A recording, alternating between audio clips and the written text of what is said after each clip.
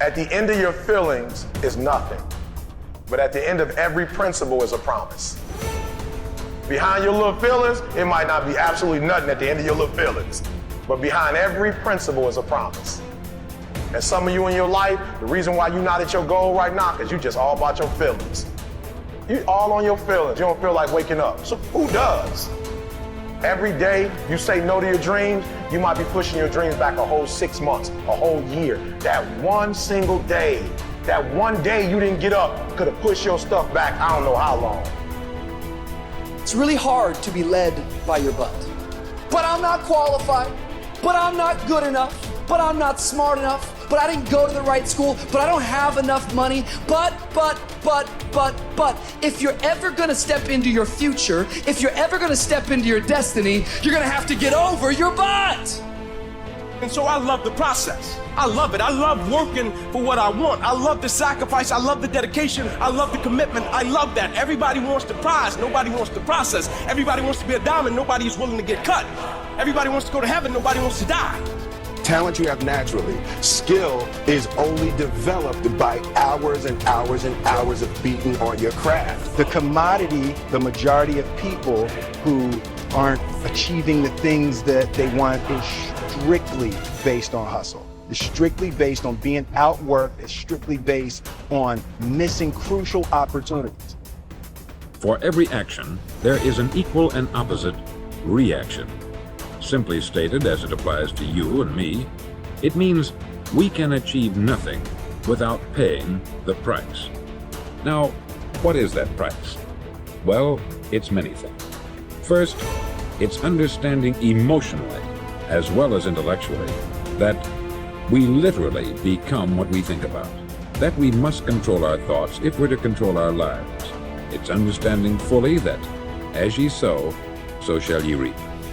Secondly, it's cutting away all the fetters from the mind and permitting it to soar as it was divinely designed to do. It's the realization that your limitations are self-imposed and that the opportunities for you today are enormous beyond belief. It's rising above narrow-minded pettiness and prejudice. Thirdly, to use all your courage to force yourself to think positively on your own problem, to set a definite and clearly defined goal for yourself, to let your marvelous mind think about your goal from all possible angles, to let your imagination speculate freely upon many different possible solutions, to refuse to believe there are any circumstances sufficiently strong to defeat you in the accomplishment of your purpose, to act promptly and decisively when your course is clear, and to keep constantly aware of the fact that you are, at this moment, standing in the middle of your own acre of diamonds, as Russell Conwell used to point out. Fourth, save at least 10% of what you earn. It's also remembering that no matter what your present job, it has enormous possibilities if you're willing to pay the price. Now let's just go over the important points in the price each of us must pay to achieve the wonderful life that can be ours. It is, of course, worth any price. 1, you will become what you think about. 2, remember the word imagination. Let your mind soar. 3, courage.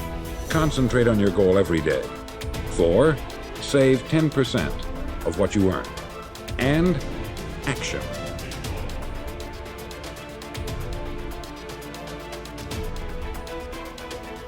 So if I was saying, well, you're going to try to make yourself more industrious. Okay, number one, specify your damn goals, because how are you going to hit something if you don't know what it is? That isn't going to happen. And often people won't specify their goals too because they don't like to specify conditions for failure. So if you keep yourself all vague and foggy, which is real easy because that's just a matter of not doing as well, then you don't know when you fail. And people might say, well, I really don't want to know when I fail because that's painful. So I'll keep myself blind about when I fail. That's fine, except you'll fail all the time then. You just won't know it until you've failed so badly that you're done. And that can easily happen by the time you're 40. So I would recommend that you don't let that happen. So that's willful blindness, right? You could have known, but you chose not to. I often ask somebody, what are you going to do the next 6 months?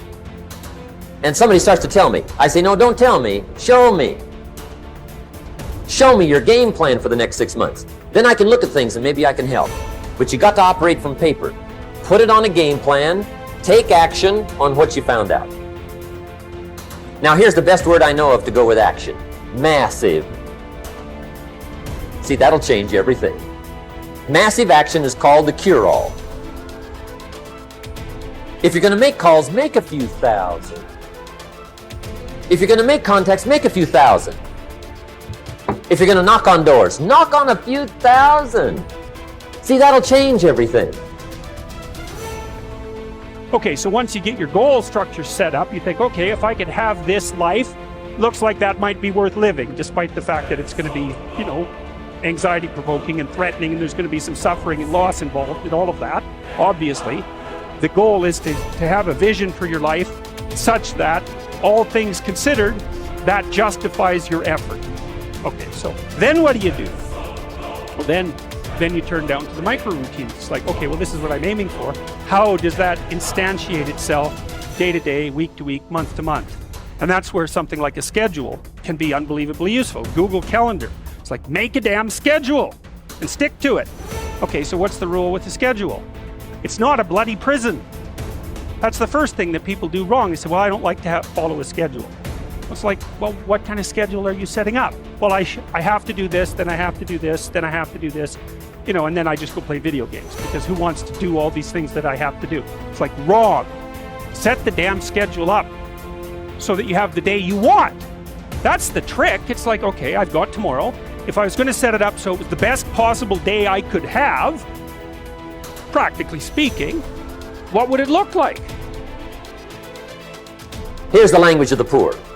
I'll try it a time or two and see what happens. It's the way poor people talk. The guy says, well, I'll give it 30 days. 30 days. You could guess his bank balance. You've got to have a better game plan. So here's one of the major things to do starting tomorrow. Take a look at your game plan. If it isn't loaded with massive action, change it tomorrow. The formula really works like this. Pick up a good idea, take heavy action. Pick up a couple of good ideas, take heavy action. As soon as you blame, shame, or justify, you are disempowering yourself instead of being responsible for your emotions, your feelings, your attitude, and your actions. When you take responsibility, then you are not at the mercy of the outside world and what happens in the outside world. You learn how to upgrade your emotional ability, so whether you're happy or sad or disgusted or frustrated or angry or fearful, you know how to navigate the emotions that causes either the motivational center in your brain to light up or the fear center in your brain to light up, thereby causing you to stop and procrastinate and not take action. One of the biggest reasons why you're unhappy is because deep down you know what you want, but you won't allow yourself to have it. And I want to break this down for you, because after coaching millions of people for the last decade, this is a fundamental issue for each and every one of us. So as you go about your life and you scroll through social media, you will inevitably bump into images or people who have the things that you'd like to have, or they're doing the things that you've always dreamt of doing. And instead of using that moment to inspire you to take action, to either learn about the thing you want to be doing, to do the work to get the things that you want, you're capable of doing those things. But instead of taking action, you make a fatal mistake. We all do this, by the way.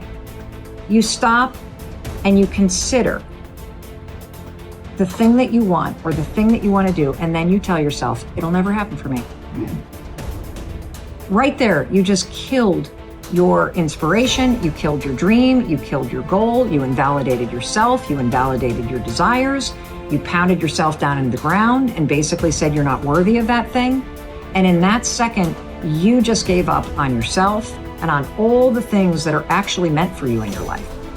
And so what do I want you to do about it? Well, here's what I want you to do about it. I want you to understand that you get to want those things, and you also can have them, but it's going to require action.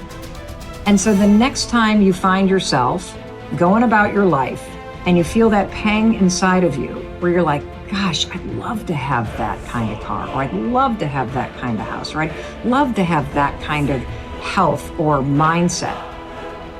Note it, and then remind yourself of a simple truth.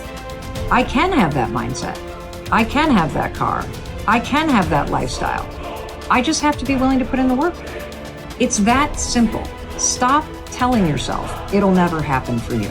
Because the reason why it's not happening is because you keep telling yourself it won't.